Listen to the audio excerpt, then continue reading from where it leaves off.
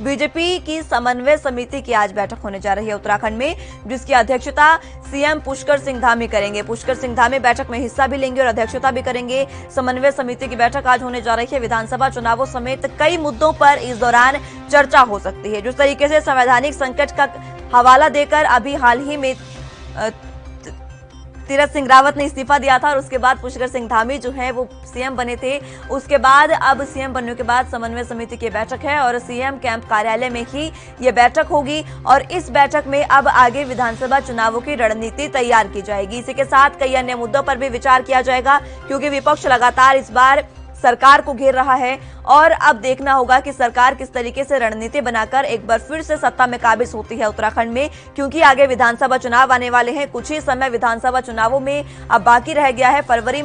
फरवरी के करीब यहां पर विधानसभा चुनाव होने हैं, जिसको लेकर आज समन्वय समिति की बैठक होगी और इस बैठक में विधानसभा चुनावों को लेकर ही चर्चा होगी। हालांकि कई अहम मुद्दों पर भी चर्चा हो सकती है, लेकिन जो मेन मुद्दा रहेगा वो फिलहाल विधानसभा चुनावों का रहेगा, क्योंकि विधानसभा चुनावों में कुछ ही समय शेष रह गया है और अब जो सरकारें हैं उन्होंने कमर कस ली है, विपक्ष ने कमर कस ली है। किस तरीके से विधानसभा चुनावों में उतरा जाएगा, मैदान में किन मुद्दों के साथ उतरा जाएगा, आज वो मुद्दे तय हो सकते हैं।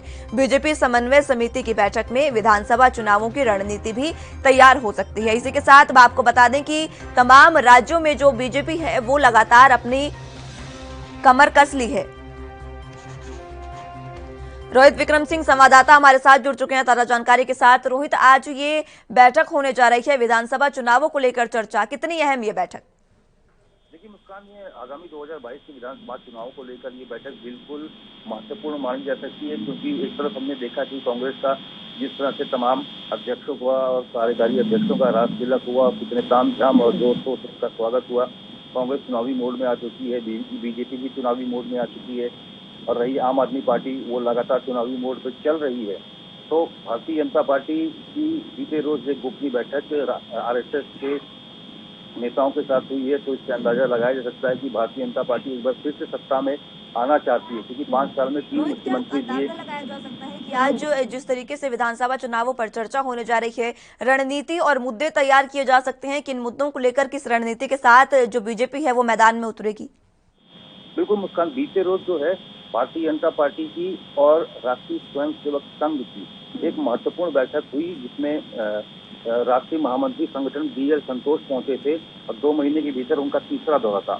कल महत्वपूर्ण चिंतन मंथन हुआ है, देवस्थानम बोर्ड को लेकर कोई प्रतिकूल प्रभाव प्रदेश के जनता और सरकार के बीच में ना पड़े, बीजेपी के बीच में ना पड़े और कांवड़ यात्रा से इस पर रोक लगाई गई है, उसका कोई नुकसान ना हो बीजेपी को, और तमाम ऐसे मसले हैं जिनको लेकर चिंतन मंथन हुआ है। और उसके एक दिन बाद तुरंत समन्वय समिति की बैठक, कोऑर्डिनेशन कमेटी की बैठक हो रही है और सीएम कैंप कार्यालय में ये बैठक होगी और सीएम पुष्कर सिंह धामी भी आप 6 से 7 घंटे इस बैठक में सीएम प्रतिभाग करेंगे। तो आप इस बात से अंदाजा लगा सकते हैं कि चुनावी दृष्टिकोण के लिहाज से ये बैठक कितनी अहम होगी।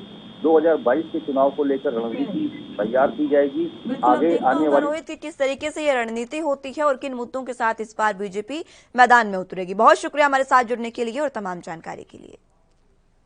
साल के 365 दिन 24 घंटे और 7 दिन, हर हालात वाकयात की, हर खबर की, हर दस्तक को देखने के लिए एएनबी न्यूज के YouTube चैनल को करें सब्सक्राइब और Facebook पेज को करें फॉलो। उठाइए रिमोट और जुड़िए एएनबी न्यूज के साथ।